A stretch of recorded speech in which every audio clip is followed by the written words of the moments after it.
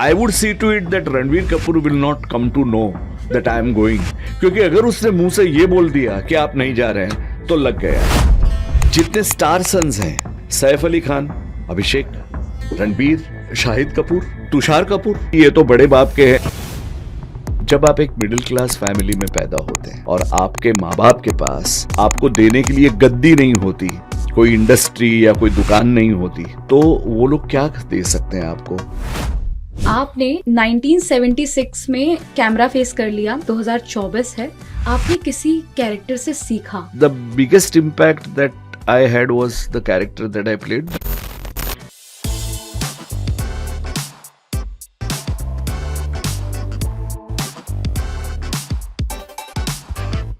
Hello and welcome to Radio City. मैं हूं सत्या द्विवेदी आपके साथ, और आज हमारे क्लासिक एक्टर शो पे जो एक्टर हमारे साथ मौजूद हैं वो है एक बेहतरीन एक्टर जिन्होंने अलग अलग किरदार में बेहतरीन परफॉर्मेंस करके अपनी एक्टिंग का लोहा मनवाया है। हमारे सामने है आज Darshan Jariwala. Sir, welcome to Radio City. I always have considered Radio City to be a part of Bombay, and it's really very nice. यहाँ आने में बहुत ही खुशी होती है। बिल्कुल बिल्कुल सर, और हमें उतनी ही खुशी होती है कि आप आते हैं और हमें टाइम देते हैं अपनी अपनी बिजी स्केड्यूल में। Thank you. सीए बनना, चार्टर्ड अकाउंटेंट बनना बहुत मेहनत का काम होता है, लोग दिन रात मेहनत से पढ़ते हैं। आप सीए भी बन गए, एक्टिंग भी 10th क्लास से आपने स्टार्ट रखी जी। कितना, मतलब आपके लिए कितना मुश्किल रहा सीए निकालना, या फिर एक्टिंग में मतलब आपके लिए मुश्किल क्या था बैलेंस करना? दोनों चीजें मेरे लिए बहुत ही सरल थी, क्योंकि वो दोनं में मुझे बहुत ही लगाव था और दोनों में मेरी क्षमता भी थी। I was a very good student.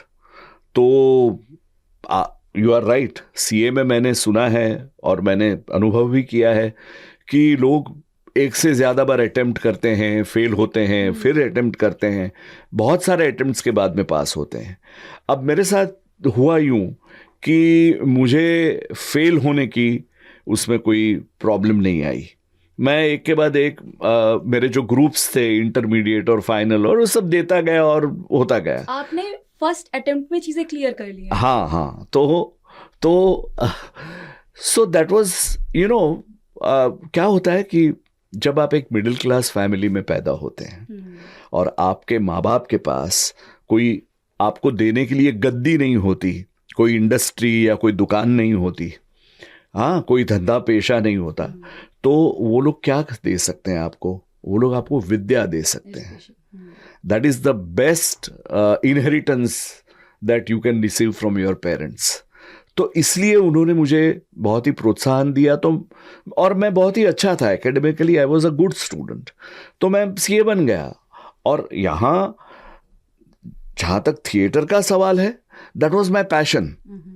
तो वो तो करना ही था, तो वो दोनों हुआ। It was a kind of एक पैरेलली दोनों चला।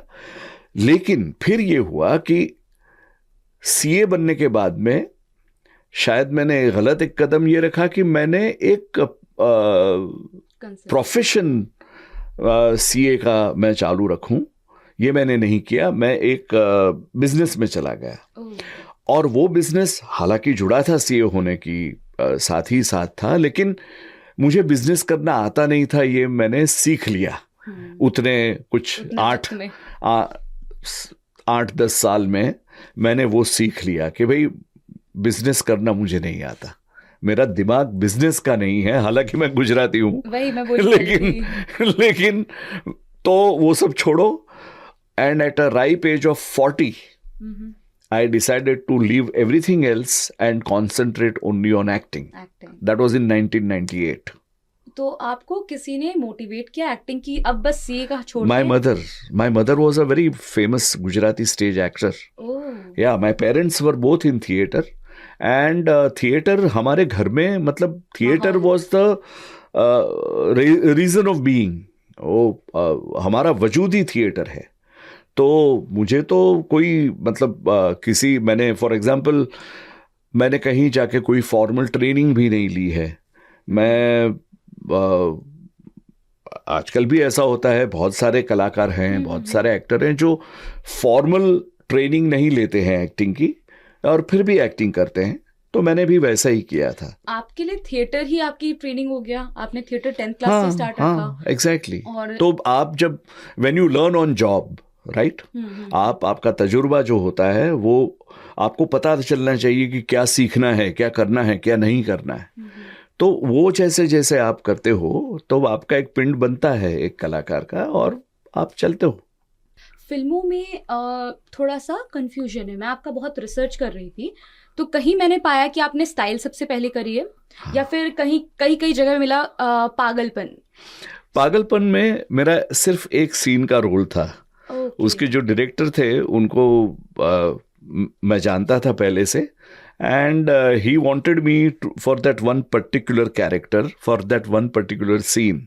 तो देखा जाए तो हाँ, पागलपन में मैंने पहला मेरा मालपानी का रोल किया, कदम रखा। लेकिन 1998 में मैंने ये तय किया कि अब मैं सिर्फ फुल टाइम एक्टिंग करूंगा। और उसके बाद में मैंने जो हिंदी फिल्में बराबर करना शुरू की, उसमें ये पहली फिल्म मेरी स्टाइल थी। So according to me it can be, Paagalpan of course technically पहले आई, लेकिन Style was the real beginning of my real Hindi film career. आपको पहली मूवी पागलपन कैसे मिली? It was a friend, as I said, and I think a couple of friends were involved in that production. और actually तो मैं आपको एक बहुत ही इंटरेस्टिंग बात कहना चाहता हूँ। अगर सिर्फ जिसे हम एक सीन का रोल या वॉक ऑन पार्ट देखें, तो मेरी पहली फिल्म पागलपन नहीं है। मेरी पहली फिल्म कुमार साहनी की एक बहुत ही सेलिब्रेटेड फिल्म है तरंग, जिसमें हमारे बहुत ही अच्छे कलाकार, दिग्गज, अब तो she is around 80 now, Amol Palekar ji role करते थे। तो उस फिल्म में मेरे एक दोस्त है परेश मेहता, उन्होंने मुझे और मेरे एक दो दोस्तों को बुलाया था एक सीन के लिए, जिसमें हम इसके किरदार को देखते हैं अमोल जी के, और हम कहते हैं कि अरे देखो देखो ये अमोल पालेकर जैसा लगता है। और वो एक्चुअली फिल्म में कोई अलग किरदार कर रहे हैं, वो अमोल पालेकर नहीं है, राइट। लेकिन कुमार सर ने जो ट्रीटमेंट दी थी पूरी फिल्म की, उसमें he wanted to break that fourth wall शायद। तो वो एक सीन मैंने जब मैं कॉलेज में था तब किया था, तो लेकिन उसका कहीं जिक्र नहीं है। एग्जैक्टली हाँ, इसका कहीं जिक्र नहीं है। सत्या, ये क्या है, ये एक प्याज की तरह है, वो लेयर्स पे लेयर्स आप छिलते ही चले जाओ। ऐसी आपकी एक्टिंग है, लेयर पर लेयर, हर कैरेक्टर, हर लेयर अलग है। आपकी एक्टिंग ऐसी रही। हम बात करते हैं सेक्टर 36 की। कैसा अनुभव रहा? एकदम ये रियल घटना पे आधारित है, निठारी कांड पे।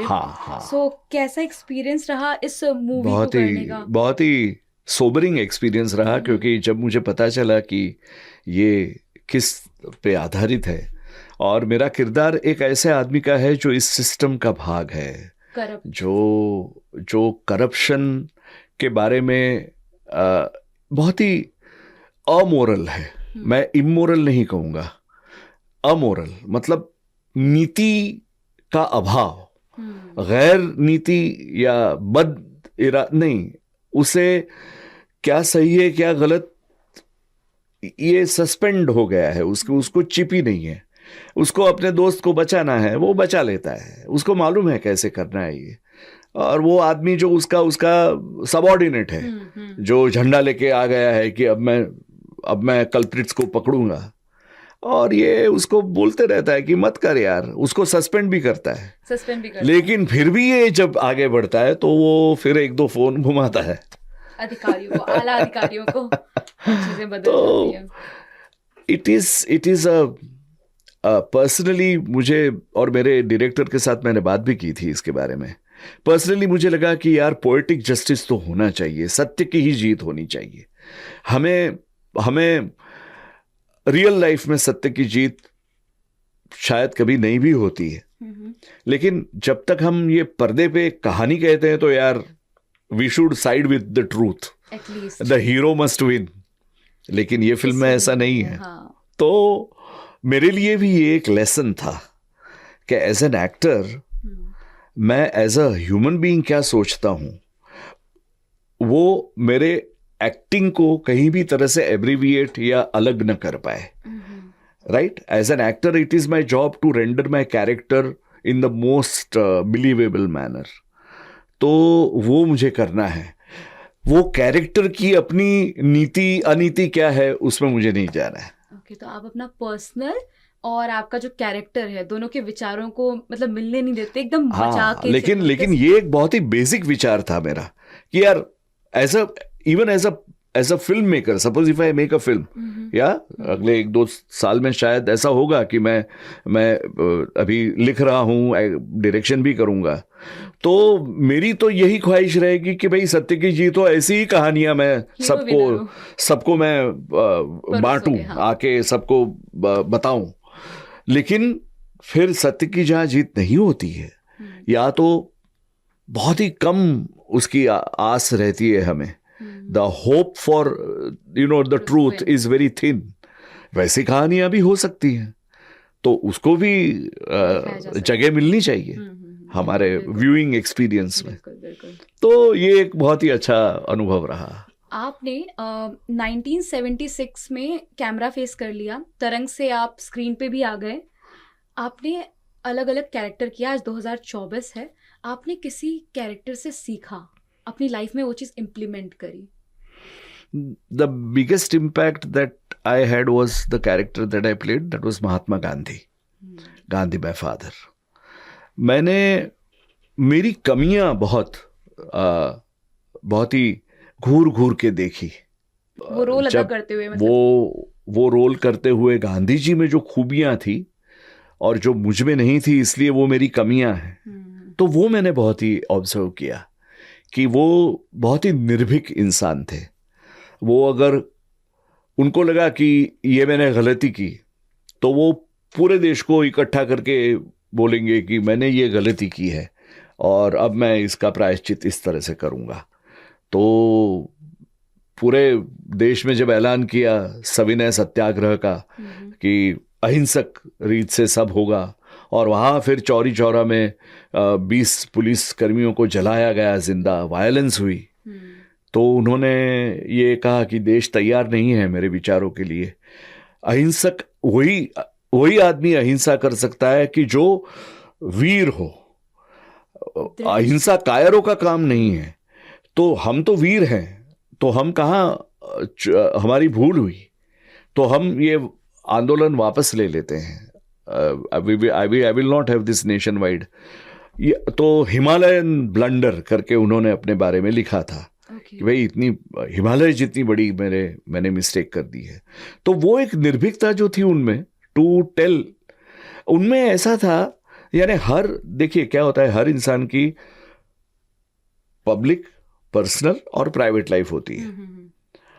लेकिन गांधी जी का कुछ पर्सनल नहीं था, प्राइवेट नहीं था. गांधी जी का जो कुछ भी था वो पब्लिक था और पर्सनल भी नहीं था. और इसीलिए तो ये गांधी माय फादर फिल्म बनी उनके और उनके बेटे के मनमुटाव पर. हाँ, so that is what I learned, that he was a very blunt man. वो जो सोचते थे वही बोलते थे और वही करते थे. तो वो मनसा वाचा कर्मणि, वो पूरा एक सातत्य था उनमें. और दूसरा कि ये बहुत ही निर्भीक थे, बहुत ही निडर थे. हाँ, अगर कुछ गलती हुई है तो खड़े होकर बोलते थे कि भाई ये मेरी गलती हुई. हाँ, दिस वाज द मैन. तो उनकी इम्पैक्ट वैसे बहुत ही हुई है.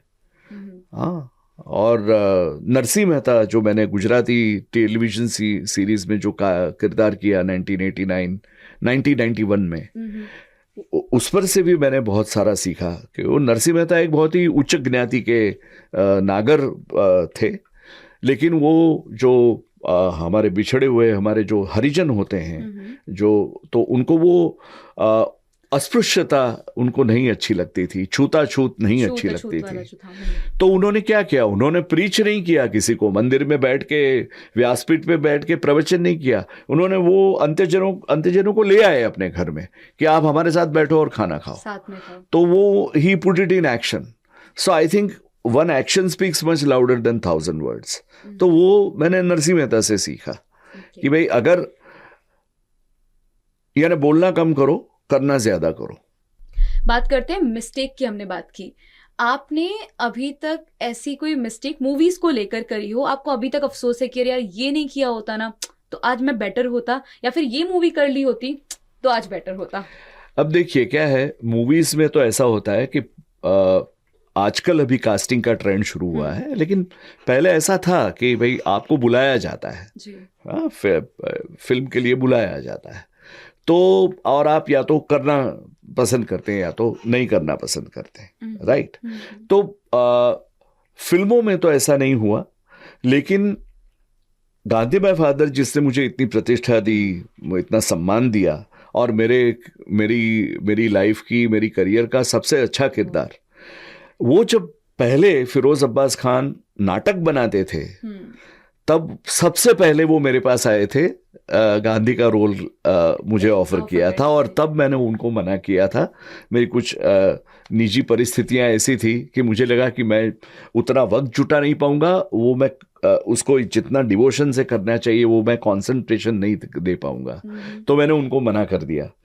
तो वो मुझे खटक रहा है कि हाँ, वो मुझे नहीं करना चाहिए था। गांधी माय फादर आपने वहां फिरोज जी को मना कर दिया था, बट आगे चल के आपको मूवी में हाँ, मतलब वो मैं हमेशा यही कहता हूँ कि नाटक में सबसे पहला चॉइस फिरोज का था मैं, और फिल्म में सबसे एंड वाला चॉइस था मैं क्योंकि उस वक्त वो पूरी दुनिया घूम के आए थे और फिर उन्होंने मुझे कास्ट किया था। हाँ, और तब मैंने बराबर हाँ तब मैंने बोला एक ही गलती 2 बार नहीं करूंगा और फिर वो अवार्ड विनिंग मूवी भी आपकी।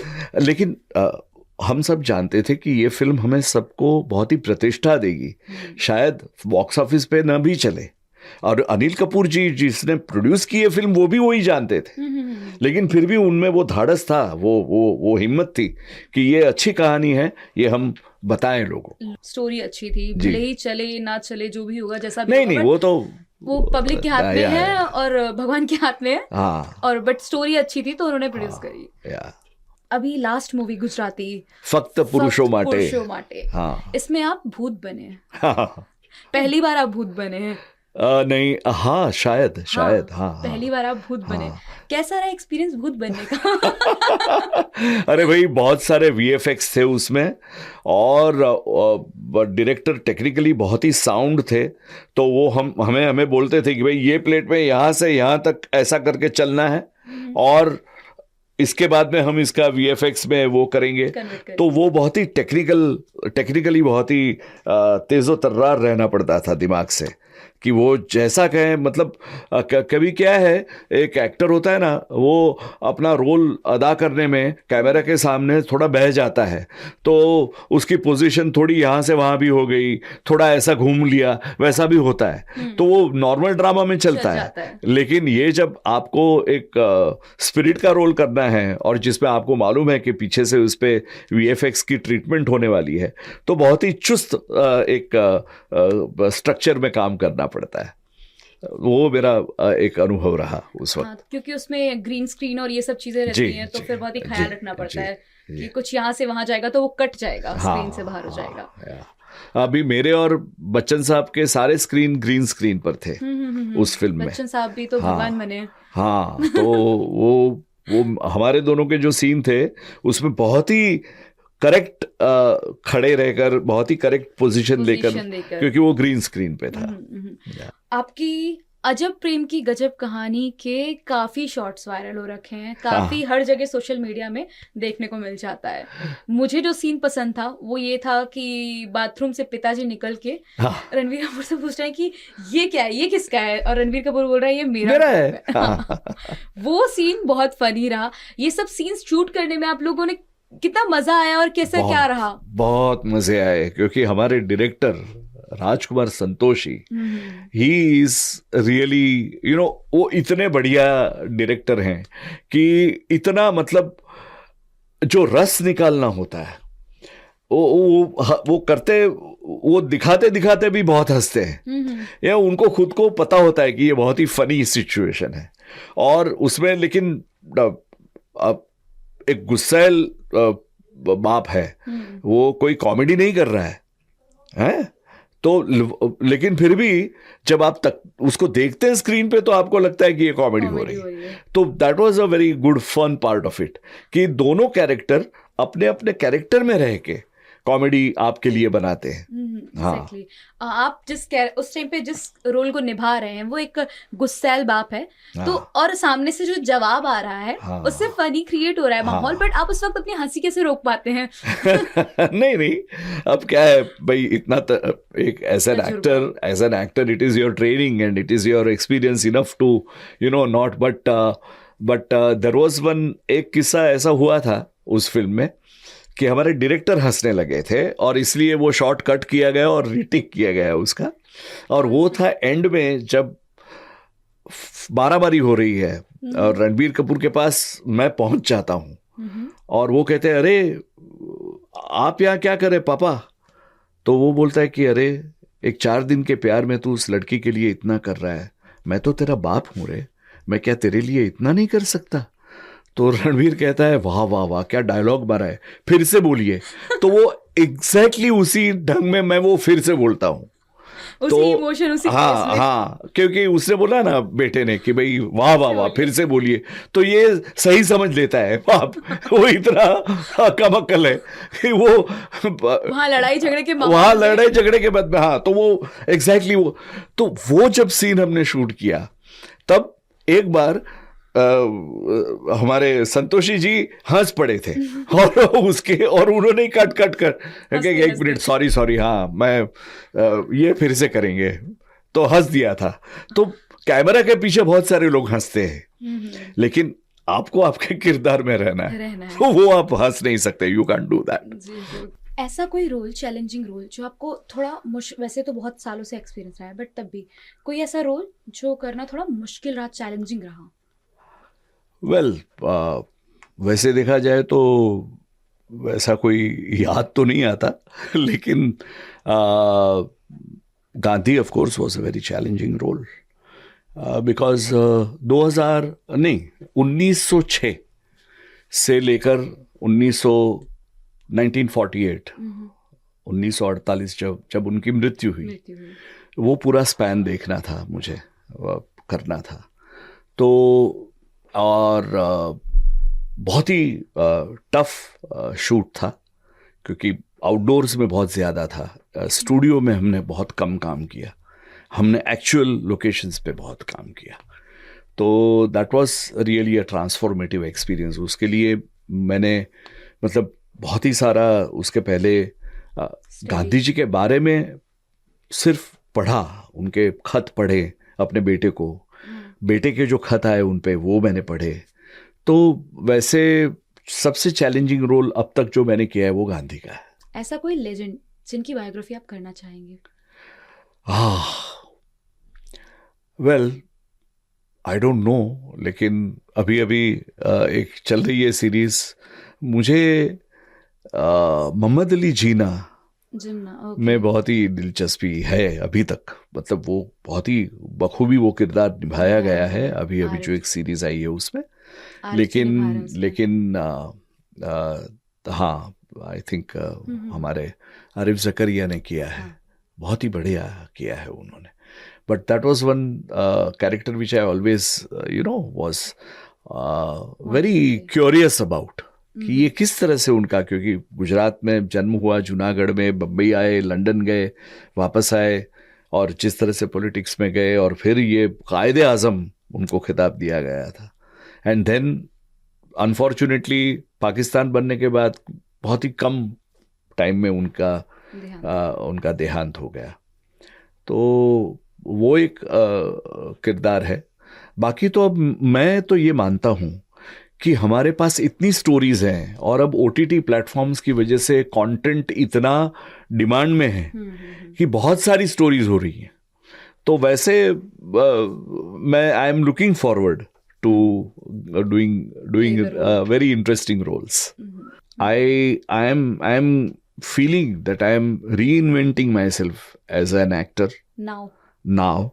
I am kind of going back to school. I am learning from my directors. It's a very different world out there now. तो और गुजराती थिएटर या जनरली सारे थिएटर में मेलोड्रामा बहुत होता है, तो वहाँ से शुरुआत जो की है, वहाँ से अब धीरे धीरे सब वो साफ करके बहुत ही अलग एक नया रंग निकालने की कोशिश है। हाँ, तो कैरेक्टर तो any character, but a character that is rooted in reality is something that I would love doing. इस तरीके से अभी टॉलीवुड मूवी बना रहा है, कर रहा है, Baahubali and then now Pushpa, उस चीज को लेकर क्या कहना चाहेंगे? पुष्पा 2 ने इस बार सारे रिकॉर्ड ब्रेक कर दिए। अब देखिए, वो जो नैरेटिव है, वो जो उनकी दुनिया जो बनाते हैं, they create an entire universe. हाँ, हमारा जैसे मार्वल कॉमिक यूनिवर्स बोला जाता है, वहाँ सारे सुपर हीरोज के किरदार हैं, तो ये यूनिवर्स बनाने में वो सफल रहे हैं। It's a very compact world in itself, and it's a very difficult thing. Very difficult. So to be able to perform, honestly and realistically in a setting which is totally imaginary, which has nothing to do with reality, and yet do it with belief. See, that is also a very lovely thing. Lovely and powerful as well. Yes. Because इतनी बेहतरीन तरीके से कर पाना। मैं भी एक film में अटेम्प्ट कर रहा हूँ, which is a bilingual Telugu और Malayalam, and I am getting a chance to work with a very मेरे बहुत ही डियर एक एक्टर हैं, उनके साथ, लेकिन उसके बारे में मैं अभी पूरा बात नहीं करूंगा क्योंकि वो हो जाने दो। चलिए, बिल्कुल, वो जब होगी तो हम आपका फिर से इंटरव्यू लेंगे जरूर, और फिर उस मूवी के बारे में पूरी तरीके से बात करेंगे। एब्सोल्युटली। आपने कई सारे हीरोज के साथ एक्टिंग करी है, अच्छे। सो मैं नाम मेंशन करती हूँ, आप उनके साथ का कोई फनी या फिर मूवी का बिहाइंड द कैमरा वाला सीन बताइएगा, सिचुएशन बताइएगा। सो सबसे पहले अभी वाली, अमिताभ बच्चन। अरे बच्चन जी के तो क्या कहने, ये फिल्म में तो वो ऐसे आकर 6 घंटे में अपना काम खत्म करके चले गए। गुजराती में था तो, लेकिन जब आए सेट पे तो ये बहुत ही जाहिर था कि प्रोड्यूसर को जानते थे, हमारे आनंद पंडित जी को, लेकिन उसके अलावा शायद किसी और को नहीं जानते होंगे, मुझे जानते थे। हाँ। तो मुझे देखा और आके एकदम गले लगाया, अरे कितने, and it was about 12 years हमने पहले काम किया था आरक्षण में, उसके बाद में 12 साल 11 साल के बाद में काम कर रहे थे। तो मुझे उन्होंने कहा, भाई मेरी कोई मिस्टेक हो तो मुझे संभाल लेना। नाउ यू सी, ये उल्टी गंगा है। बच्चन जी ऐसा आपको कहे, मैंने बोला सर ये बहुत ही उल्टी गंगा हो रही है, मेरी मिस्टेक हो तो आपको मुझे संभालना पड़ेगा। तो नहीं यार, ये गुजराती में करना है। लेकिन ऐसा था कि उनके सारे डायलॉग हिंदी में थे, तो लेकिन उनके साथ बहुत ही ही इज टोटली रिलैक्स कर देते हैं आपको सेट पे।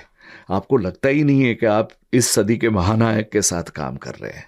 उनका वो गुण है, that's his virtue, is so humble and he is so approachable. तो वो बहुत ही बढ़िया बात है। तो उनसे आप आसानी से कुछ भी चीज आराम से कन्वे कर सकते हैं, बोल सकते हैं, और वो माहौल भी ऐसा क्रिएट कर देते हैं। Next is Ranbir Kapoor. रणबीर कपूर का क्या कहना, ओ हम शूटिंग ऊटी से भी 20 किलोमीटर दूर एक सेट लगा था, उसमें कर रहे थे। वहां से अगर आपको बंबई जाना हो तो पौना दिन पूरा लग जाता है। वहां से आप ऊटी जाओ, ऊटी से एर्नाकुलम नहीं, अपना कोयम्बटूर जाओ, और कोयम्बटूर से फ्लाइट लेके आप मुंबई आओ। तो मेरा क्या होता था, मैं बीच बीच में आता जाता रहता था। He was station there only. और एक बार ऐसा हुआ कि शुरू में उनको किसी ने बोला होगा कि भाई दर्शन जी को छोड़ना है, उनकी शाम की फ्लाइट है। तो मैं जैसे मिला, उसने मुझे कहा नहीं आज आप नहीं जा रहे हैं। मैंने बोला नहीं मुझे तो जाना है। तो नहीं जा रहे हैं आप। और बिलीव मी, मैं नहीं जा पाया। मेरी जो व्हीकल थी उसमें कुछ ट्रबल हुई तो थोड़ा लेट पहुंचा, और नहीं, उस वक्त वो कोयम्बटूर बॉम्बे वाली फ्लाइट कैंसिल हो गई थी। So I came back to Ooty, and then one day I was not, वो दूसरे दिन मैं पहुंचा मेरे शूटिंग पे। लेकिन तब से मैं जब जब मुझे जाना होता था, I would see to it that Ranbir Kapoor will not come to know that I am going, क्योंकि अगर उसने मुंह से ये बोल दिया कि आप नहीं जा रहे हैं तो मेरे मन में वो एक डर सा रह गया कि ये मैं मतलब वो जो एक होता है ना मन में अंधश्रद्धा, हाँ, तो वैसा हो गया मेरा। मैं कभी भी I would see to it that he would not know that I am leaving. मैं चुपके से चला जाऊंगा लेकिन उसको पता नहीं चलना चाहिए। अगर वो बोल गया कि आप नहीं जा रहे हैं तो लग गया ऐसा, क्योंकि दूसरा वो ये करते थे कि डाइनिंग टेबल पे सब खाना साथ में खाते थे। संतोषी जी सबसे फूडी है बड़े, और रणबीर इज अनदर फूडी। तो उस वक्त भी मतलब रणबीर को मीट बहुत अच्छा लगता है, तो आपके प्लेट में जो कुछ भी है वो ऐसे निकाल देगा, वो मतलब वो प्लेट ही उठा देगा, अरे उनको ये दो अपना वाला जो लाया गया है। हाँ, तो you have to eat what he is eating, because if you are sitting there on the same table तो ये क्या चिकन थोड़ी खाते हैं करके फिर वो दे देगा। And the point is he eats rather spicy, हाँ, और मैं थोड़ा कम स्पाइसी खाता हूँ, तो ऐसे करके पानी पीते पीते, लेकिन वो एक दूसरी उनकी। But once again very nice costar, chemistry हमारी दोनों की बाप बेटे की इसीलिए बनी because Ranbir was himself so much wanting to do a great film with Santoshi ji, तो वो दिखता था उनकी आंख में। विद्या के साथ मेरी तीसरी फिल्म में मैंने उसके सामने काम किया। कहानी में हम दोनों ने साथ में काम किया और उसमें भी शुरुआत में पता नहीं होता है कि ये दोनों मिले हुए हैं। एक्चुअली मेरा जो कैरेक्टर है वो कैरेक्टर ही है जो विद्या बालन के कैरेक्टर को एक प्रेग्नेंट वुमन बना के भेजता है। हाँ। वो कौन सा एक गद्दार है हमारे इन्वेस्टिगेशन डिपार्टमेंट में, हमारी जो स्पाई एजेंसी है उसमें एक गद्दार कौन सा है वो ढूंढ निकालने के लिए मैं ही भेज रहा हूं उसे। लेकिन ये प्रेक्षकों को भी, व्यूअर्स को भी पता नहीं लगता, वो बाद में पता लगता है एंड में। तो उस वक्त हम दोनों ने साथ में काम किया, बहुत ही मजा आया। आपका कैसा एक्सपीरियंस रहा उनके साथ? बहुत, देखिए मैं और विद्या ने टेलीविजन सीरीज भी बहुत की हैं, एक दो टेलीविजन सीरीज की हैं। तो एक हम पांच में वो थी, और दूसरी हमने की थी लव में कभी कभी करके, टोनी सिंह दिया सिंह जी ने बनाई थी सन 2000 में। तो उसमें she was playing my daughter in law, और जो राजेश कुमार हैं जो रोशेश के नाम से बहुत ही फेमस हो गए हैं सारा भाई वर्सेस सारा भाई में, वो मेरे बेटे का रोल करते थे। And Vidya was playing my daughter in law. तो तब से हमारी जान पहचान है। तो फिर तो अलग ही आप लोग का बॉन्ड है, अलग ही बात है। जी। अगले हैं Abhishek Bachchan and Aishwarya Rai because of Guru. Yeah both. Aishwarya मतलब I worked with Aishwarya ji in 2003 in a Coca-Cola ad first, and I worked with Abhishek also in Guru, and before that we had done one scene together जिसमें फिर story change हो गई, तो वो scene पूरा निकाल दिया और दूसरी स्टोरी शुरू हो गई उनकी। तो लेकिन वेरी सॉफ्ट स्पोकन, बड़ा वेरी नाइस को स्टार। मतलब एक बात मैं आपको बोलना चाहता हूं, जितने स्टार सन्स हैं जितने भी, Saif Ali Khan is also a star son, Abhishek, Ranbir, right, Shahid Kapoor, मैं पंकज कपूर जी को स्टार ही मानता हूं, तो शाहिद कपूर, ये तुषार कपूर, उसके साथ मैंने लाइफ पार्टनर में काम किया। तो ये सारे जो स्टार सन्स हैं, let me tell you one thing, बहुत ही डाउन टू अर्थ, बहुत ही हम्बल और बहुत ही मिलनसार होते हैं। एक हमारा रवैया शायद सोचने का ये हो कि भाई ये तो बड़े बाप के हैं, नहीं, they are very down to earth. शायद उनके माँ बाप ने उनको ये सिखाया होगा कि हम जिस तरह से बड़े हैं आपको बहुत ही सर झुका के चलना है। तो बहुत ही मतलब अभिषेक ऑल्सो वेरी हम्बल को star. Abhishek and Aishwarya both together, yes. I remember, अगर आप उनके साथ बैठ के लंच कर रहे हो तो वो जैसे मानो खुद होस्ट हो, वैसे आपका पूरा देखते हैं कि आपको कुछ खाने में कुछ कमी है, कुछ और परोसना है, तो वो सब बातें करते करते, खाना खाते खाते सब साथ में, वो मेरा गुरु का अनुभव रहा है। On same table when she is there, like एक अपनी छोटी बहन हो या अपनी माँ भी हो, वैसे वो उसको मालूम है कि यहाँ दाल कम है, तो वो सर्व कर, she would talk to me but she is serving me also. Now she need not do that, but she is so nice.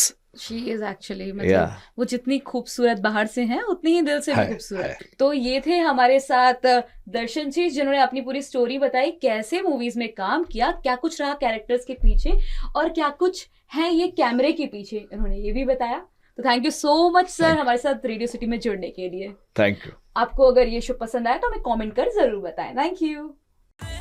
हाय, मैं हूं दर्शन जरीवाला और आप मुझे देख रहे हैं रेडियो सिटी के क्लासिक एक्ट शो पे।